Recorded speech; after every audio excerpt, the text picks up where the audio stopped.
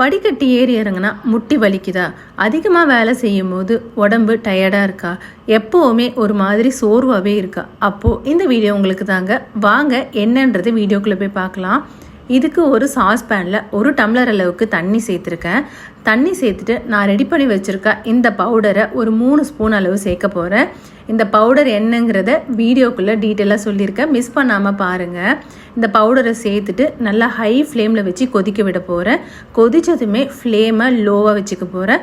லோவாக வச்சு 5 நிமிஷம் நல்லா கொதிக்க விடுங்க. இது என்ன பவுடர்னு பார்த்தீங்கன்னா, முளைக்கட்டின ராகி, அது கூடவே கொஞ்சம் நட்ஸ் எல்லாம் சேர்த்து நல்லா வறுத்து அரைச்சிருக்கேன். அந்த பவுடர் தான். அது எப்படி பண்ணுறதுன்னு வீடியோக்குள்ளே டீட்டெயிலாக சொல்லியிருக்கேன், ஸோ மிஸ் பண்ணாமல் பாருங்கள். இது நல்லா ஹை ஃப்ளேம் வச்சு கொதித்ததுக்கப்புறம் லோ ஃப்ளேமில் வைக்கிறேன். லோ ஃப்ளேமில் சரியாக 5 நிமிஷம் மட்டும் நல்லா கொதிச்சா போதும். இது கூடவே துருவின தேங்காய் கொஞ்சமாக சேர்த்துருக்கேன். ஒரு 4லேருந்து 5 ஸ்பூன் அளவு சேர்த்துக்கலாம். இந்த மாதிரி தேங்காய் சேர்க்க விருப்பம் இல்லைன்னா தேங்காய் பால் எடுத்தும் சேர்க்கலாம், இல்லைனா ஸ்கிப் பண்ணிவிடுங்க. அடுத்ததாக காய்ச்சி வச்சுருக்க பால் 1 டம்ளர் அளவு சேர்த்துருக்கேன்.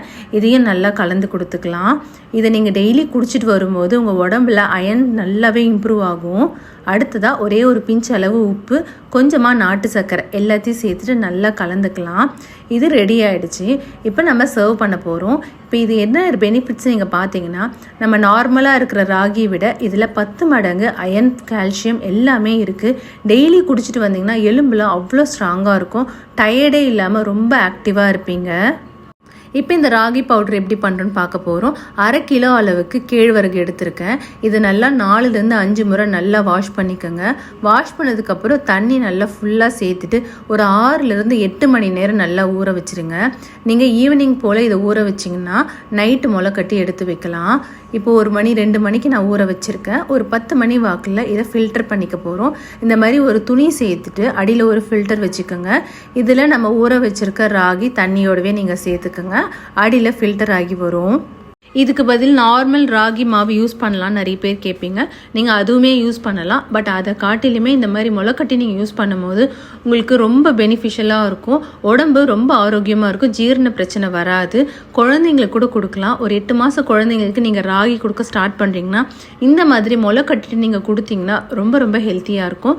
பார்த்தீங்கன்னா இந்த மாதிரி பிழிஞ்சிட்டு அப்படியே நீங்கள் வச்சுருங்க. ஒரு 1 மணி நேரம் கழிச்சுட்டு இதை நல்லா மூடி வச்சு ஒரு கிண்ணத்தில் போட்டு மூடி வச்சுருங்க. மறுநாள் காலையில் எடுத்து ஓப்பன் பண்ணி பார்த்தீங்கன்னா இந்த மாதிரி முளை விட்டுருக்கும். இதுதான் ராகியை முளை கட்டுற விதம். நீங்கள் உங்களுக்கு நல்ல பெருசாக முளை வேணும்னா இதை தண்ணி தெளித்து அந்த மூட்டையில் ஒரு 2 நாளைக்கு வச்சிங்கன்னா நல்லா பெருசாக முளை விட்டுருக்கும். இதை ஃபஸ்ட்டு வெயிலில் இந்த மாதிரி காய வச்சுருங்க. வெயிலில் காய வைக்கும் போது அதோட ஈரப்பதம் எல்லாம் இந்த வெயிலில் காய வைக்கும் போது சரியாயிடும். வெயிலில் காய வைக்க முடியலன்னா நிழல்லே ஒரு தட்டில் கொட்டி ஃபேன் கீழே ஒரு 2 மணி நேரம் காய வச்சுக்கோங்க. கையில் தொட்டிங்கன்னா ஈரம் இல்லாமல் இருக்கணும். இதை ஒரு பேனில் கொட்டி வறுத்துக்க போகிறோம். பேனில் கொட்டிட்டு ஃப்ளேமை நல்லா லோவாக வச்சு கை விடாமல் வறுத்திங்கன்னா கலர் மாறி வரும். வாசனை உங்களுக்கு நல்லா சேஞ்ச் ஆகி வரும். அதே போல் 1-2 வெடிக்கிற சத்தமும் கேட்கும். இந்த மாதிரி நல்லா கலந்து கொடுங்க. கை விடாமல் நீங்கள் இந்த மாதிரி கலரி கொடுத்துக்கோங்க. கை விட்டிங்கன்னா மொத்தமே கரிஞ்ச மாதிரி ஆகிடும். ஜஸ்ட் ஒரு 5லேருந்து 7 நிமிஷம் மட்டும்தான் ஆகும். இப்போ இது நல்லா வறுத்ததுக்கப்புறம் வேறு ஒரு தட்டில் கொட்டி ஆற வச்சுக்கிறேன். இப்போ நட்ஸு சேர்க்க போகிறேன். கொஞ்சமாக பாதாம் சேர்க்குறேன்.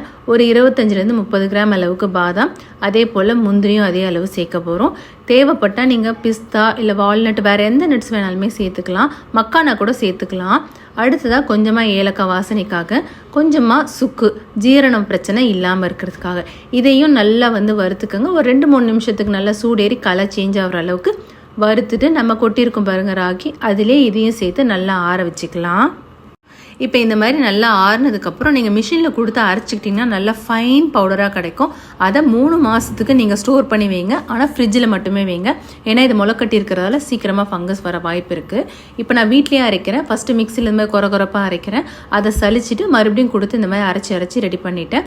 இப்போ இந்த பவுடர் ரெடி. இந்த பவுடரில் டெய்லி கஞ்சி குடிச்சிட்டு வரும்போது ரொம்ப ரொம்ப ஸ்ட்ராங்காக இருக்குங்க எலும்பெல்லாம்.